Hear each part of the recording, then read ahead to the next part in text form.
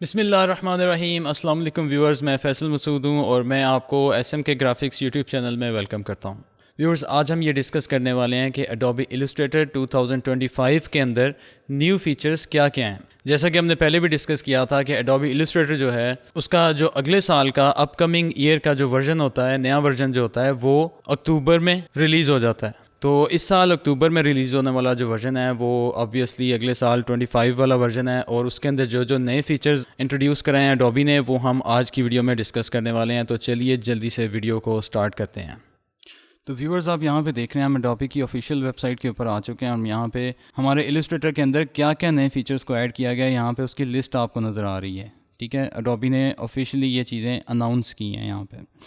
तो ये हमारा वर्जन है 29.0.1 और इसके अंदर हम सबसे पहले देखते हैं कि उसने align, arrange and move objects on a path, यानी कि पाथ के ऊपर जब हम ऑब्जेक्ट्स को अगर अरेंज करना चाहें तो हम बड़ी आसानी से कर सकते हैं। इमेज ट्रेस के अंदर हमें बहुत सारी ऐसी ऑप्शंस मिल रही हैं जिसमें हमें बहुत ज़्यादा आसानी मिल रही है। इसको प्रैक्टिकली करके देखते हैं। Create vector art in 3D with the project neo. Project neo, इन्होंने एक नया प्रोजेक्ट शुरू किया एडोबी ने, ठीक है, जिसके अंदर हम अपने आर्ट वर्क को 3D ऑब्जेक्ट में कन्वर्ट कर सकते हैं और उसको दोबारा इलस्ट्रेटर में ला के एडिट कर सकते हैं। उसके बाद देखें कि experience improved mock-up quality for planar surface.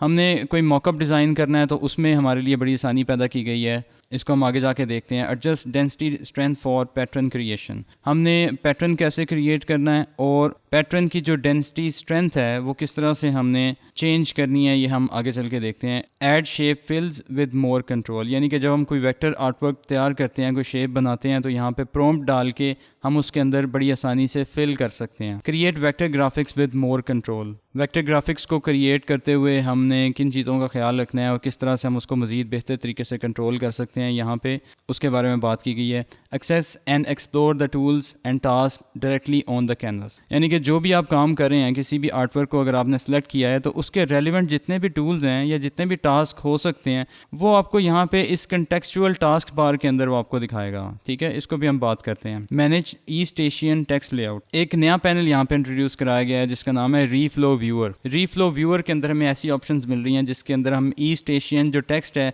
उसके लेआउट्स को बड़े अच्छे तरीके से मैनेज कर सकते हैं। ठीक है, और ये बता रहा है कि ये जो उसने चेंजेस किए हैं एडोबी ने वो हमारे डिज़ाइनर्स हैं उनके फीडबैक को सामने रखते हुए ये डिज़ाइन की गई। तो हमने क्या किया, अब यहाँ पे एक टूल देख रहे हैं, एक नया टूल आपको मिल रहा है ऑब्जेक्ट्स ऑन ए पाथ। ठीक है, यानी कि अगर आप कोई भी पाथ यहाँ पे बना लेते हैं ना, लेट्स सपोज कि हम एक पॉलीगॉन यहाँ पे बना लेते हैं, ठीक है, और डिफरेंट किस्म के ऑब्जेक्ट्स यहाँ पे ले लेते हैं।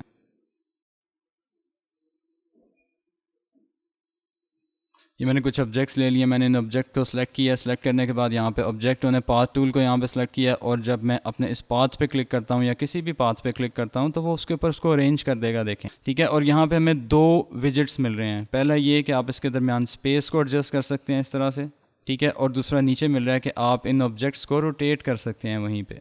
ठीक है ना, मज़ेदार। उसके अलावा आप इनको अलाइन कर सकते हैं पाथ के ऊपर। देखें, इसका पिवट पॉइंट यहाँ पे मिल रहा है, ये सेंटर में अलाइन है पाथ के ऊपर ना। अगर आप इसको राइट साइड पे अलाइन करना चाह रहे हैं, लेफ्ट साइड पे अलाइन करना चाह रहे हैं, टॉप पे अलाइन करना चाह रहे हैं, बॉटम पे अलाइन करना चाह रहे हैं, तो यहाँ से आपको ये ऑप्शंस मिल रही हैं।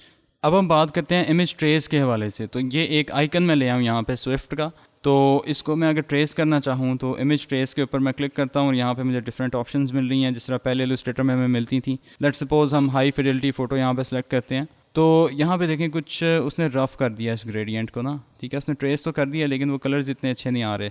तो अब हमें यहाँ पे बहुत सारी ऑप्शंस मिल रही हैं। ठीक है, ये आपको मोर ऑप्शंस यहाँ पे मिल रही हैं। ठीक है, इमेज ट्रेस पैनल पूरा मिल रहा है अलग से।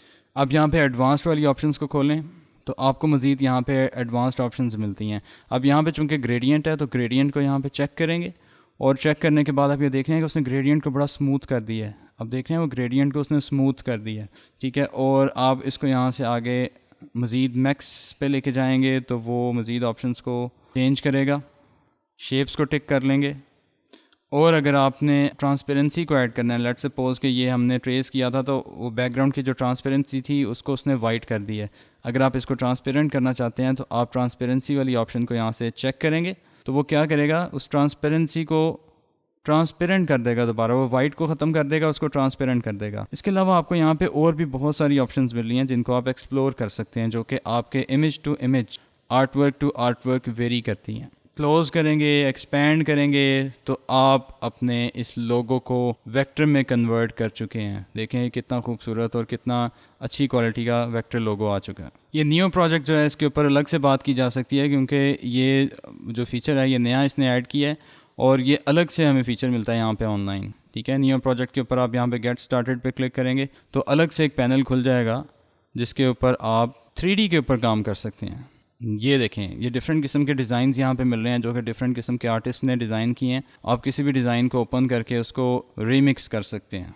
क्रिएट न्यू डिज़ाइन पे मैंने क्लिक किया तो अब ये देखें आपके पास एक नया पैनल खुल गया। यहाँ पे आपको 3D ऑब्जेक्ट्स क्रिएट करने की ऑप्शन मिल रही है। ये ऐसे ही इंटरफेस जैसा आपका ब्लेंडर का इंटरफेस होता है या किसी भी 3D सॉफ्टवेयर का इंटरफेस है, इस पर आप राइट क्लिक करके देखें इसको मूव कर सकते हैं। ठीक है, इसको रोटेट कर सकते हैं, इसको जूम इन जूम आउट कर सकते हैं। ठीक है, XYZ एक्सिस के अलोंग आप इसमें चीज़ों को चेंज कर सकते हैं। यहाँ पे आपको बहुत सारी ऑप्शंस मिल रही हैं। ठीक है, इसके ऊपर अलग से हम काम करेंगे। जब इसको हम कर लेंगे तो यहाँ पे आप इसको शेयर कर सकते हैं, डायरेक्ट अपने इलस्ट्रेटर के अंदर ओपन कर सकते हैं और उसमें एडिटिंग कर सकते हैं। इसके अलावा हम अपने मॉकअप्स के अंदर उसको डिज़ाइन करने में बड़ी स्पीड से काम कर सकते हैं। फॉर एग्जांपल देखें, उसने यहाँ पे आपको एक्सप्लेन किया हुआ है कि ये हमारे पास एक मॉकअप का इमेज है और ये हमारे पास एक वेक्टर लोगो है।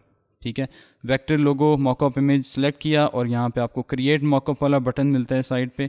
जब आप उस पर क्लिक करेंगे तो वो उस लोगो को इस मॉकअप के ऊपर अप्लाई कर देगा और आपको 3D लुक में दिखाएगा कि ये किस तरह से एक मॉकअप के ऊपर आपका डिज़ाइन नज़र आएगा। ठीक है, वो बड़ी जल्दी और बड़ा क्विक उसने कर दिया आपके लिए ये काम। दोनों को सिलेक्ट किया उसने, क्रिएट मॉकअप का बटन मिलेगा उसे यहाँ नीचे ये, और वो क्लिक करेगा तो वो इसके ऊपर इसको अप्लाई कर देगा। है ना मज़ेदार। नेक्स्ट आ जाएं। उसके बाद आप देखते हैं कि adjust the density strength for pattern creation. ठीक है, जब आप इसको देखते हैं तो आपने एक आर्टवर्क को सिलेक्ट किया, यहाँ पे प्रॉम्प्ट दी और उसने जनरेट कर दिया आपका पैटर्न। और जब आप उसको अप्लाई करते हैं तो वो किसी भी सरफेस के ऊपर आप अपने पैटर्न को जनरेट करके अप्लाई कर सकते हैं। इसके बाद हम ये देखते हैं कि हमने कोई आर्टवर्क यहाँ पे तैयार किया है। हम यहाँ पे प्रॉम्प्ट डालते हैं और प्रॉम्प्ट डालने के बाद जनरेट करते हैं। उसके अंदर वो कलर्स को ऐड कर देगा आपकी प्रॉम्प्ट के मुताबिक और उसके अंदर डिफरेंट वेरिएशंस आपको दिखा रहा है। और इस तरह से आप बड़ी जल्दी अपना आर्टवर्क क्रिएट कर सकते हैं जनरेटिव AI को यूज़ करते हुए। इसी तरह हम जनरेटिव AI की जब बात करें तो हम जब प्रॉम्प्ट डालते हैं तो आपको वो सजेशंस देता है यहाँ पे। ठीक है, टेक्स्ट टू वेक्टर ग्राफिक के अंदर आपको सजेशंस देता है जिससे आपको क्रिएट करने में ज़्यादा मदद मिलती है और आप जल्दी एक आर्टवर्क को क्रिएट करने के काबिल हो जाते हैं। इसके अलावा उसने बताया कि कंटेक्सचुअल टास्क बार के अंदर आपको मज़ीद ऑप्शंस ऐड कर दी गई हैं। फॉर एग्जांपल देखें, यहाँ पे कुछ ऑब्जेक्ट्स को ड्रॉ करते हैं। जब इनको हमने सेलेक्ट किया तो यहाँ पे देखें हमें अलाइनमेंट की ऑप्शंस मिल रही हैं, यहाँ पे हमें स्ट्रोक की ऑप्शंस मिल रही हैं, यहाँ पे हमें फिल की ऑप्शन मिल रही है अपनी इस कॉन्टेक्सचुअल टास्क बार के अंदर। तो हमें ये ऑप्शंस ढूंढने के लिए यहाँ पैनल में नहीं जाना पड़ेगा या इधर से विंडो में जाके पैनल में नहीं जाना पड़ेगा, डायरेक्ट हम यहाँ से ही एक्सेस कर सकते हैं और अपनी चीज़ों को अलाइन कर सकते हैं। इसके अलावा उसने रीफ्लो व्यूअर के अंदर काफ़ी सारी ऑप्शंस ऐड की हैं। ठीक है, इसके अंदर इसको एक्सप्लोर करने के लिए एक नई वीडियो में हम बात करेंगे इंशाल्लाह, इसको डिटेल में एक्सप्लेन करेंगे। एक मज़ेदार सा फीचर जो हमें मिल रहा है यहाँ पे वो मिल रहा है कि स्केल आर्टवर्क विद आर्टबोर्ड। वो क्या है? वो ये है कि हम जब यहाँ पे आते हैं, हमारे पास लेट्स सपोज के ये हमारा आर्टवर्क है और ये हमारा आर्टबोर्ड है। हम इस आर्टबोर्ड को स्केल करना चाह रहे हैं और उसके साथ हम ये चाहते हैं कि हम इस आर्टवर्क को भी स्केल करें। तो हम यहाँ पे आर्टबोर्ड टूल में आते हैं और यहाँ पे हमें एक नई ऑप्शन मिल रही है, स्केल आर्टवर्क विद आर्टबोर्ड। इसको जब चेक करेंगे ना और अपने आर्टवर्क को जब आप आर्टबोर्ड को स्केल करेंगे शिफ्ट दबा के, तो वो आपके इस आर्टवर्क को भी उसके साथ ही स्केल कर देगा। इसके अलावा आपको बता रहा है कि स्वॉचेस पैनल के अंदर उन्होंने चेंजेस किए हैं। आप यहाँ से ग्रेडियंट्स को भी क्रिएट कर सकते हैं, आप यहाँ पे डिफरेंट किस्म के पैटर्न्स को भी क्रिएट कर सकते हैं। सपोज़ करें कि हम यहाँ पे आ जाते हैं, ठीक है, तो आप यहाँ पे देखें कि आप यहाँ पे टेक्स्ट प्रॉम्प्ट दे के यहाँ पे इसके अंदर पैटर्न फिल करवा सकते हैं।